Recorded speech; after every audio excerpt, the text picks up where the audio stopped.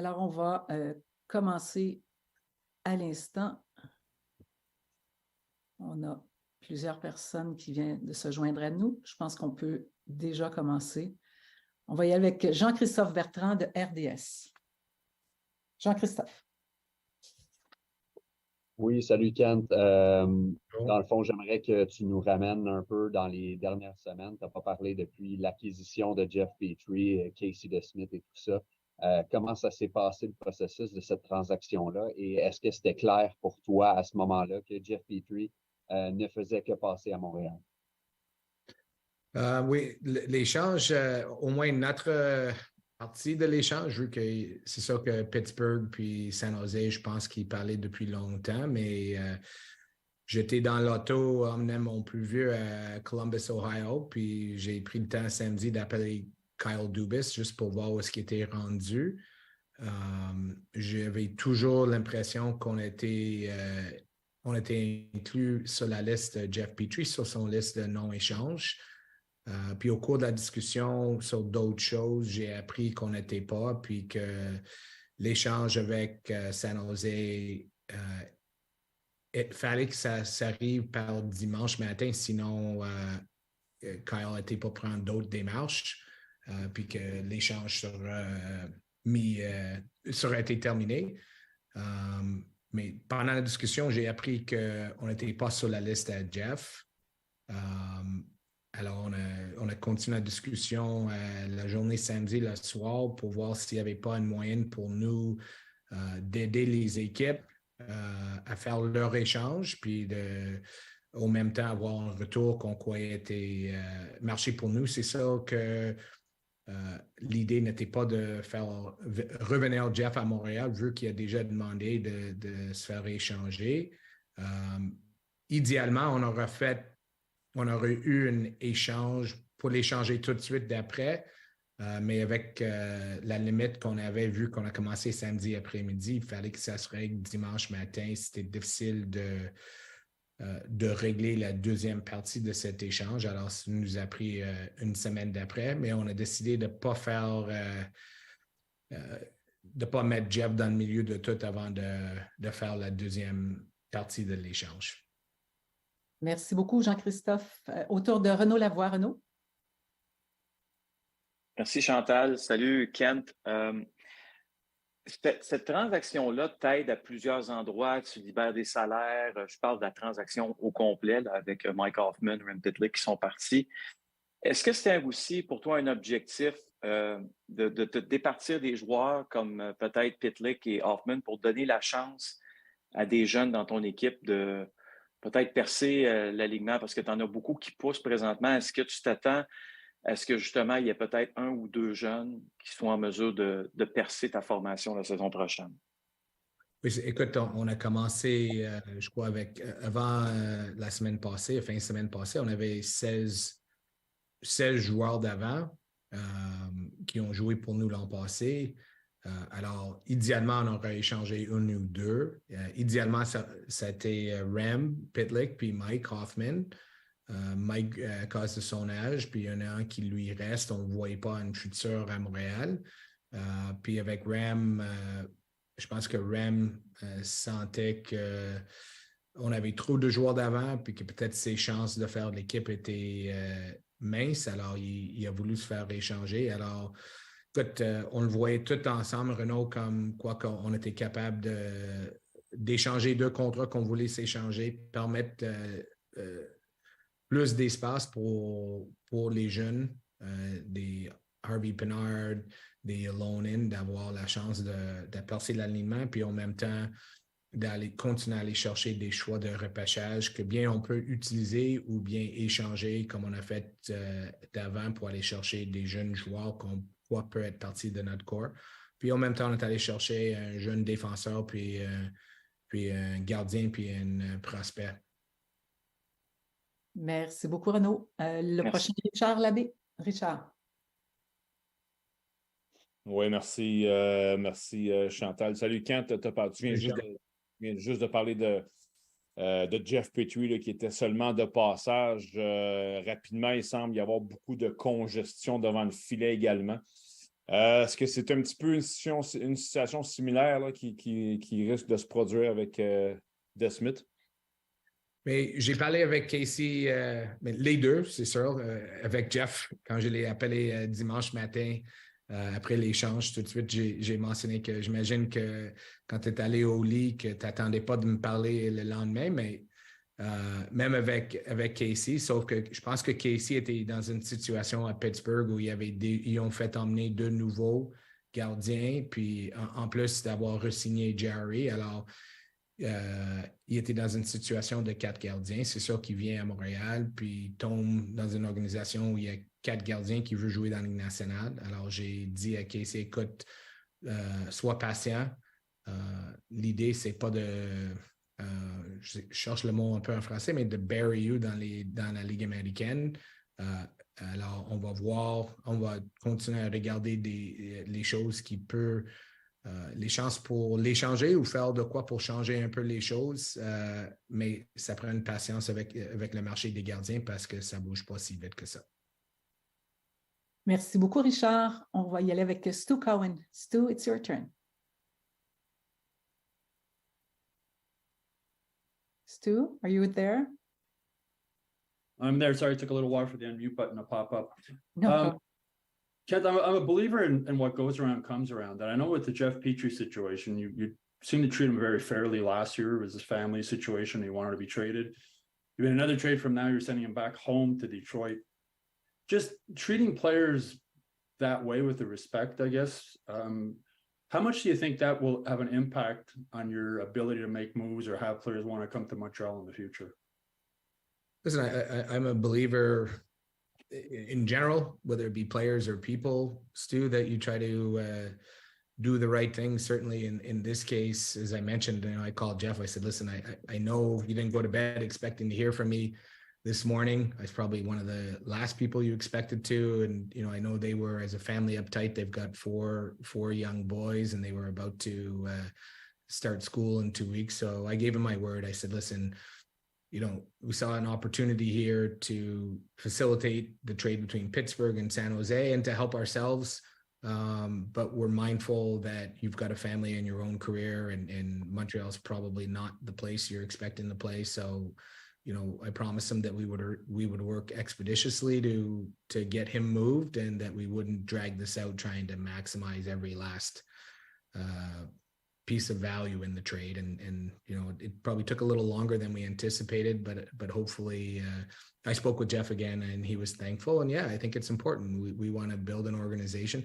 That doesn't mean we're going to do things that are against the organization's interests, but when we can work together to do what's best for ourselves and the players, we'll always try to do that. And we do hope that over time, players take note and want to be a part of it. Thanks, Ken. Thank you, Stu. Next one is Eric Engels. Eric. Merci, Chantal. Kent, just want to get your thoughts on how you feel your roster is equipped to handle an uber competitive division and conference, and what you think the future holds for the Canadiens this year.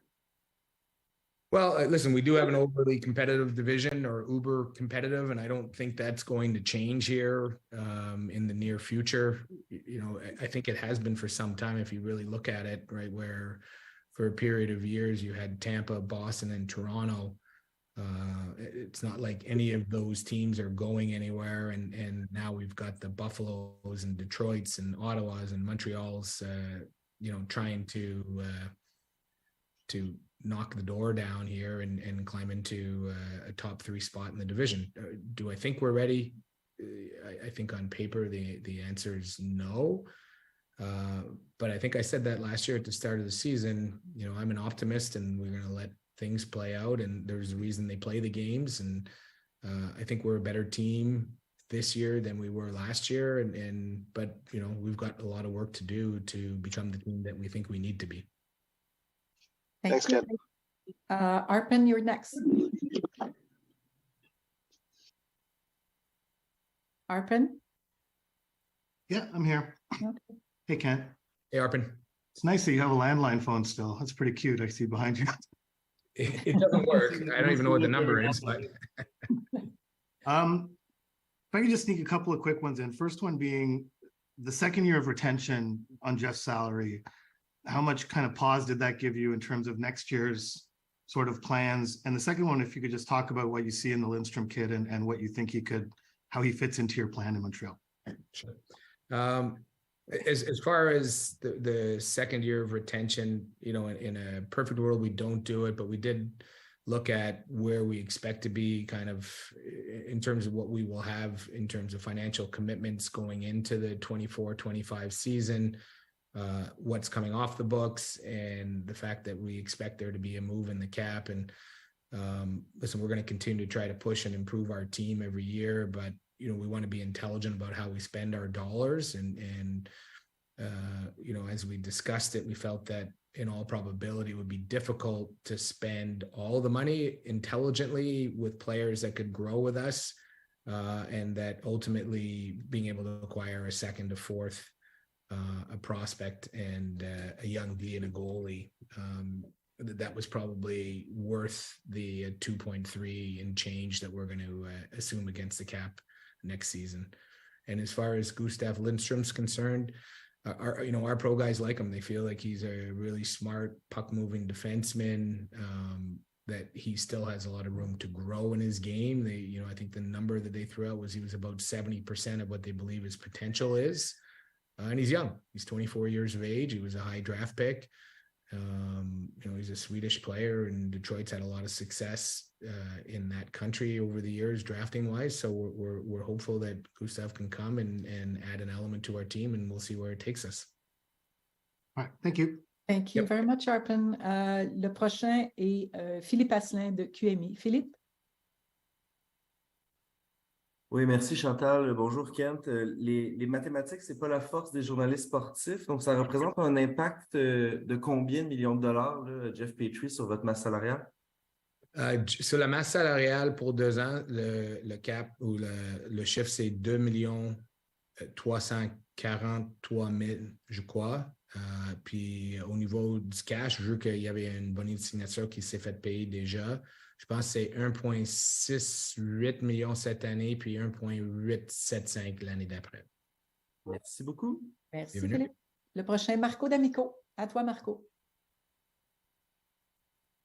Yes, hi, Ken. I was just wondering, in terms of, looking at the roster build right now, you're getting eerily close to being under the salary cap at the start of next year. Is that necessarily going to be the goal to help you kind of have that flexibility to either accrue cap space or utilize LTIR? And if so, what's the mindset going into training camp in terms of getting that done?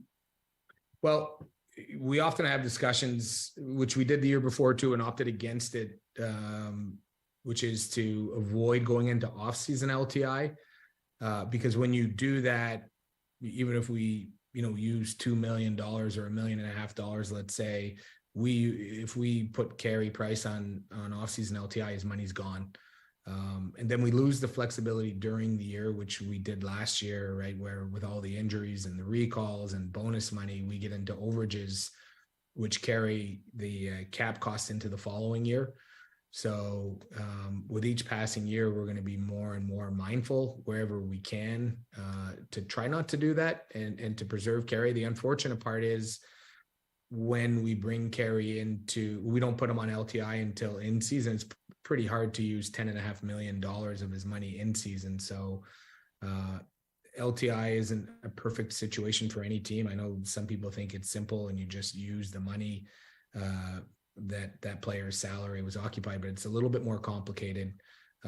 Having said that, if we find opportunities again to, like we did the last time around with Sean Monahan, where we think it's worthwhile, we'll do it and put ourselves in off-season LTI. But we think as of right now, we're safe to go in season with Carey. Thank you very much, Ken. You're welcome. Thank you, Marco. Arpin, je vois ta main levée. Est-ce que tu as une relance? Oui, en fait, j'ai juste oublié de la baisser, mais je vais en profiter si tu me le permets. Just to follow up on that, Kent, but so just to be clear, you're saying that the plan right now, as it stands, you could enter the season with Carey on the roster and use in-season LTIR. I understood that correctly? Yes, for Carey, yeah. Would you not need to shed a bit more money to do that? No, I think there's a couple other situations that I can't speak to at the moment, but I think we're in a position right now to be able to do that. Okay, thank you. Thank you, Arpin. Jean-Christophe, tu as une deuxième question? Oui, merci Chantal. C'était un peu la même question, mais en français, parce que je me demandais justement, en ce moment, vous êtes un peu par-dessus le plafond salarial de 1,3, 1,4 millions.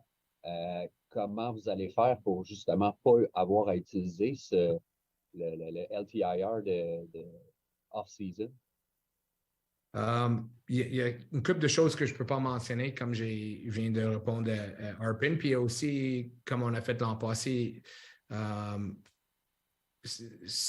faut commencer la saison, la première, comme ton roster opening night, avec des chiffres. Alors, l'an passé, on a mis des joueurs sur papier, on les a mis dans la Ligue américaine pour sauver l'argent sans les avoir envoyés.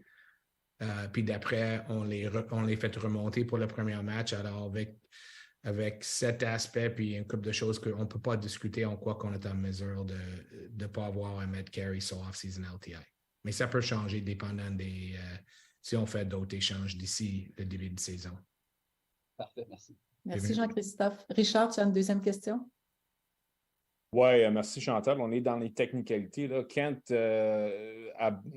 la saison s'est terminée, on a cru comprendre que c'était probablement terminé pour Paul Byron. Est-ce que ça a été confirmé? Oui. Donc, lui, il a confirmé il vous a confirmé sa retraite récemment, quoi? Ou? Je pense que je ne sais pas si je ne crois pas vraiment mieux de laisser à Paul. C'est sûr que son contrat est terminé. De qu'est-ce que je crois, Paul n'a pas de plan de déménager de Montréal, mais j'imagine qu'il aimera lui-même annoncer sa retraite. OK. Puis il avait parlé, il semblait être intéressé de garder un poste avec l'équipe.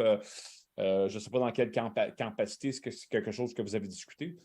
C'est quelque chose qu'on va discuter cette année. On avait parlé d'avoir la chance de s'asseoir ensemble au mois de septembre. OK. Merci beaucoup. Merci Richard. On va y aller avec deux dernières questions, celle de Renaud Lavoie et on va terminer avec Stu Cowan. Renaud?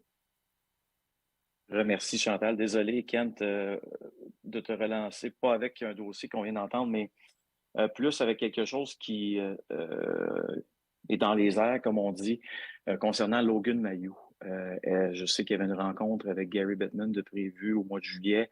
Est-ce qu'on a du nouveau officiellement concernant ça ou il n'y a pas encore de réponse officielle? Pas encore de réponse officielle, Renaud. Parfait, merci. Merci, Renaud. And we'll finish with Stu. Go ahead, Stu. Let's see, Chantal. Ken, Adrian Lindstrom, you mentioned 24 years old. You've got such a large group of players now in that 22, 23, 24 age group. How important is that in your rebuilding plan to have not only on, but maybe off the ice, to have guys the same age, maybe the same type of interest, same kind of social situation? How important is that to you as you continue to rebuild this team? Yeah, I mean, I think it's most of the teams that I was around or had clients part of as an agent had a real core group that grew together, that were very, very close. I don't think you're ever going to have a team where everybody's within a year or two, and there usually end up being veterans that come in that kind of help bring this young group over the top and lead them or lend their experience. But, we look at it and our core guys are young hockey players. So we want to be able to kind of capitalize too, like as we go out, everybody thinks Susie's a young guy, but if you've got a 99 birth year and you're drafting 2005 and 2006, all of a sudden, you start looking at how do they grow together, or by the time these young guys start coming up, or how many of the young guys can come up and be ready to contribute while the rest of your core is still in their prime. So, I believe that, as we accumulate draft capital, and we've used it in the past, we'll do it to try to, probably gives us a little bit of a luxury to maybe overpay slightly to acquire a player that we want that can help us to compete in the window that we believe we can do it in. Thanks, Ken. Yep. Merci tout le monde d'avoir participé à ce point de presse. Merci pour votre temps. Merci beaucoup, Kat. Thank you, everyone, for your time here today. So have a great day, everybody. Merci, Kat. Bye-bye. Bye-bye.